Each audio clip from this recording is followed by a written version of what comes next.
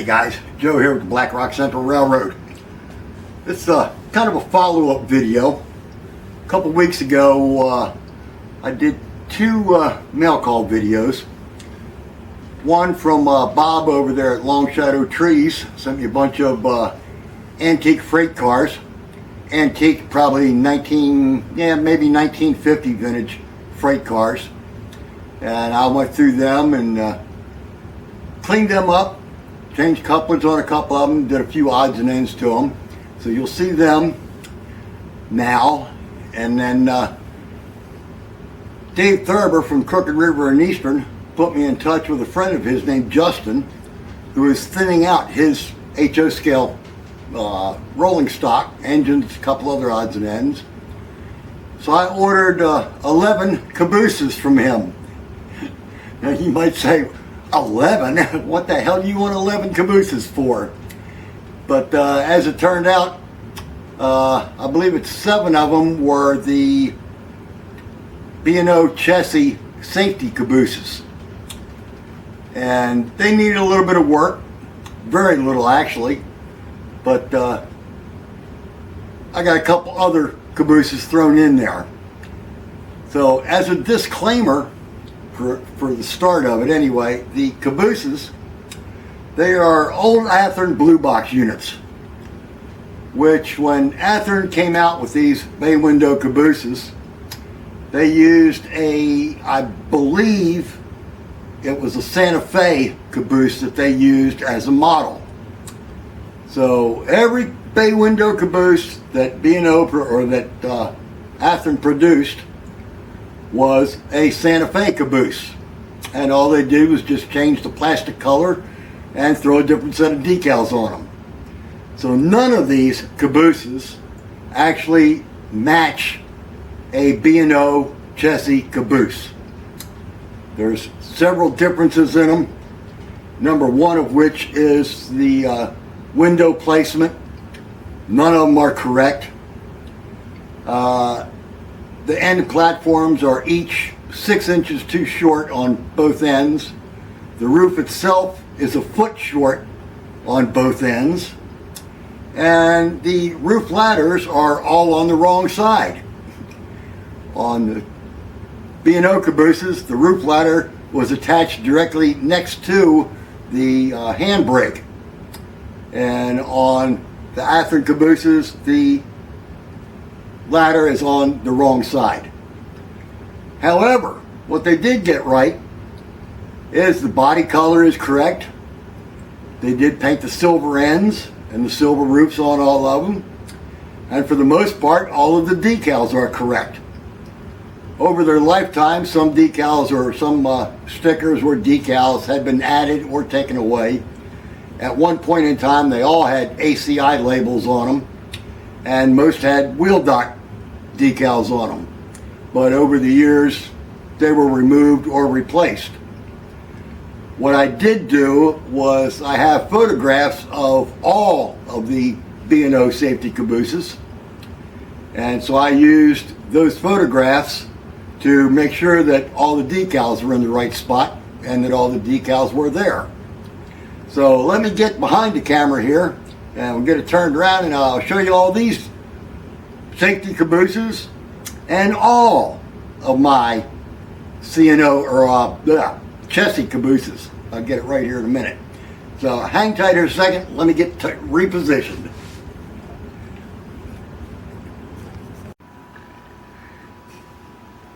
So hopefully these will all stay in frame as I move the camera around. The only thing that I've done to all of these was the platforms on the original Athearn cars were all just black plastic. However, on the chassis units, they were all painted aluminum. The frames were all painted aluminum. So I did change that on all of them. And even though the ladders are on the incorrect side, I painted the ladders to be appropriate. They are all silver with yellow rungs, and the top safety handles are yellow on them. So all of these have been repainted to match. And decals added as need be. So let me try to slide this thing down here and keep everything in focus.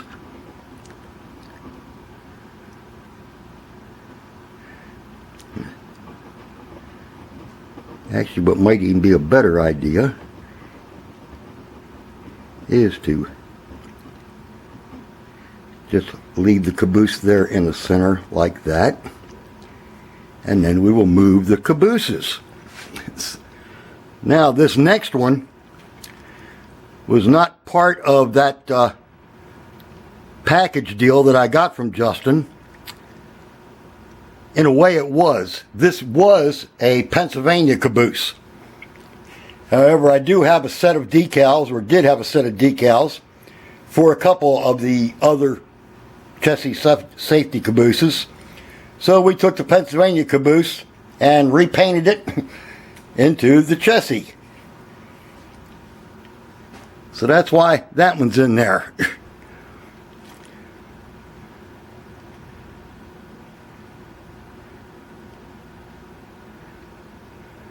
I'd say the only thing we've had to do to them was take them apart. I added weights to all of them because none of them had enough weight in them. But chassis system had, or B&O I should say, had 11 of these cabooses, safety cabooses, once they went over to the chassis system. I have 8 of them here. And so I'm looking for the other 3. And if I don't find them at the show in October, I think I'll just pick up some undecorated units and paint them up myself, because I think I have decals for all the others that I'm missing.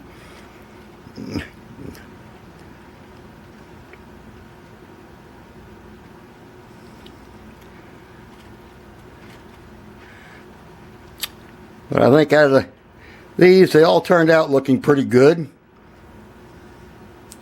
And like I say, I didn't have to repaint the bodies. The bodies were already the correct color.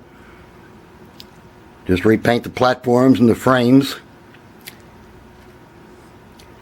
Paint the handrails and the grab irons and that kind of stuff.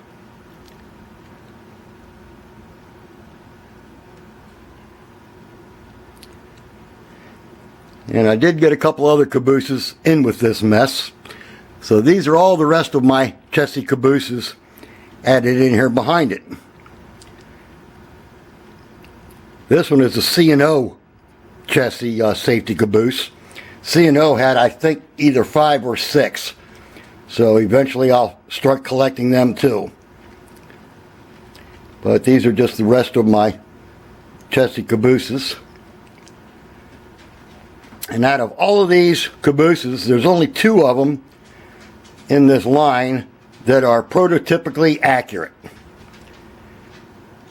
This wagon top caboose is from Spring Mills Depot. And I wish when I bought this one, I have this one and two blues and a blue one and a red one. And I wish I had bought all of them, the different versions that they had out.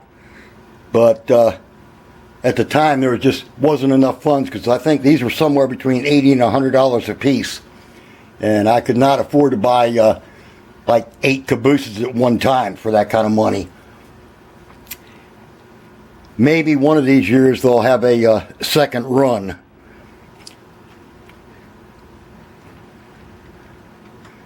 Another C&O caboose.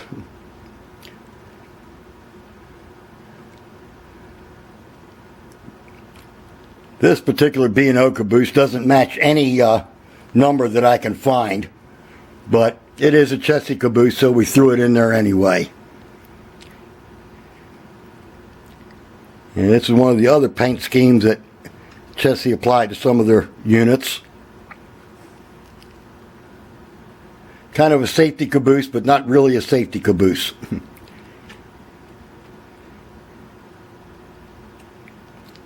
And this is the model that was put out by Tangent. And Tangent did a very nice job on these. Very, very accurate. Right down to nuts, bolts, rivets, all that kind of mess.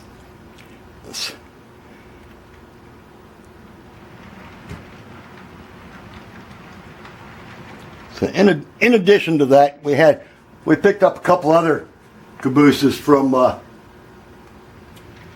Justin.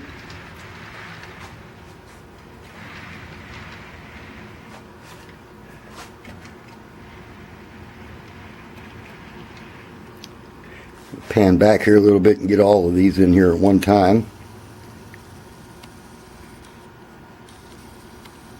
if possible. There we go. Now the Conrail caboose I picked up from Anthony over there at the Georgia Sunbelt. He was helping a friend get rid of some of his stuff, so I picked that one up because Cousin Vinny had sent me a Conrail engine, which eventually I'll throw DCC in that and run it occasionally. So it had to have a caboose on it. Now, let me stretch out down here to the other end and bring up some freight cars.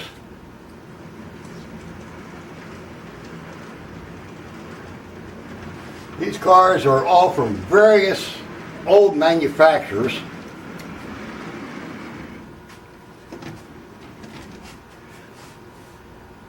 And the one thing that is remarkable about these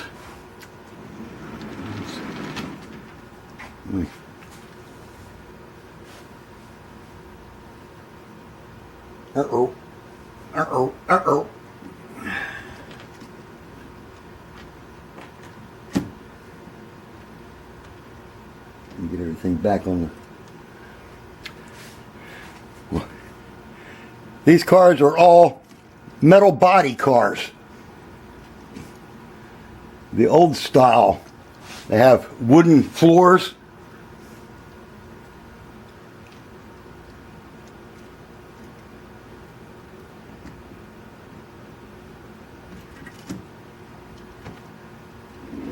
Come on.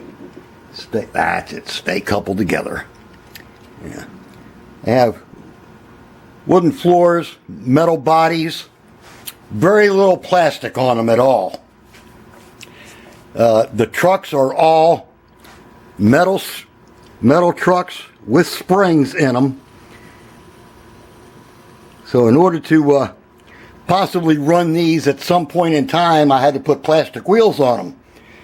Because with the metal trucks on there, you can't put metal wheels on there. Otherwise, you're going to short everything out real quick.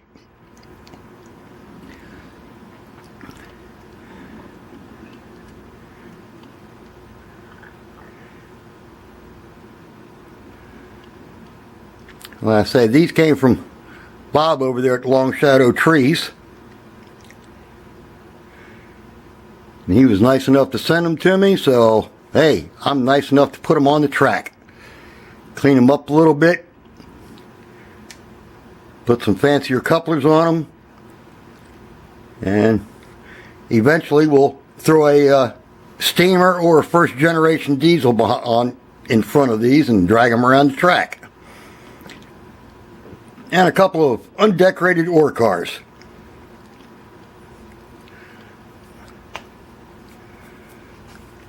So for the time being, that's all we've been doing here lately until the next Jack project shows up, which should probably be in another week from what he's telling me anyway. But thought I'd just extend a what do you call it? Yeah, another video just as a recap of the cars that I got from Justin and the cars that I got from Bob. So hope you all enjoyed watching them, and we will talk at y'all later. This is Joe from the Black Rock Central Railroad. Have a good week, guys. Bye-bye.